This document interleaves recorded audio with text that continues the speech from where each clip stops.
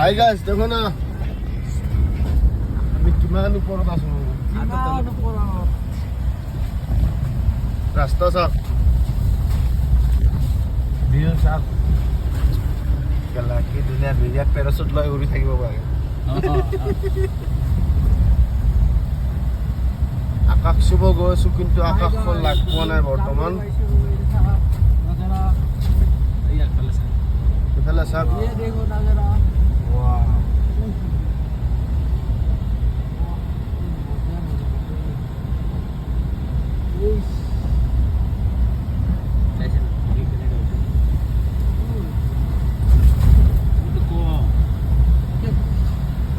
ৰাতি আৰু হ'ব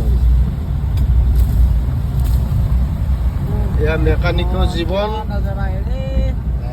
ড্ৰাইভাৰৰ জীৱন একেই যেতে ৰাতি ততে কাটি চিঙৰাৰ ভিতৰত মটৰ কেনেকৈ আহিলে আলু ইয়াত আহোঁতে বহুত তিল লাগিব তিল সৰু হ'লে নহ'ব ডাঙৰ লাগিব এয়া চাই লওক তলতে আছে ওপৰত নাই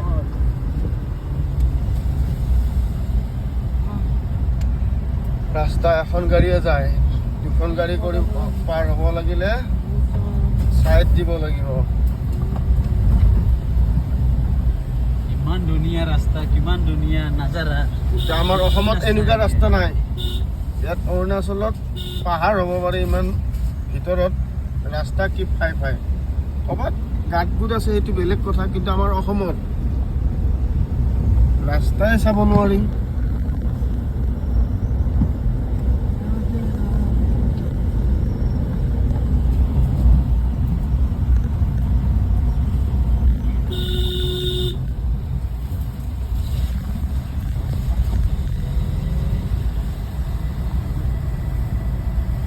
এইবিলাক জেগাত আহিলে মানে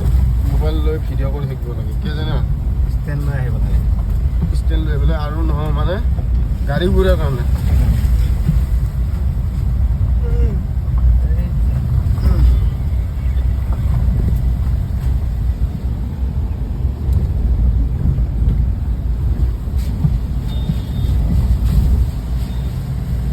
এতিয়া 11:15 মান হৈছে চাই লওক কেনেকুৱা হৈ আছে ইয়াত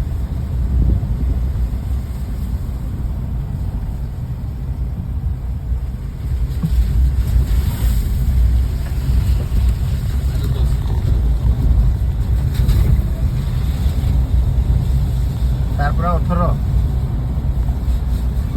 28 কিলোমিটাৰ বেলা ঠাণ্ডা লাগে ধৰিছে ইয়াত এনেকৈ ৱেডাৰ লাগিছিলে ঠিকে আছে পোকটো আছে নাই পোকটো দামদুম দামদুম ইয়াত মিথুনৰ ইমান দেখা নাই না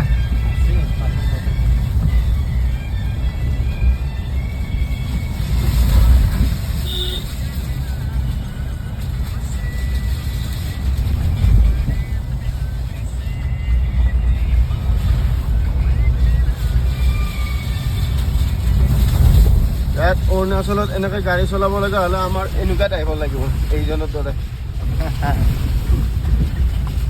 আৰু এজন আছে পিছফালে এজন আছে বাৰু এইজন আৰু ডেঞ্জাৰ খিলাৰী হয় অৰুণাচলৰ গাড়ী চলোৱা ড্ৰাইভাৰ হয় খিলাৰী নহয় হেল্ল' ও মেশিন আনছো কি আমাৰ সামনে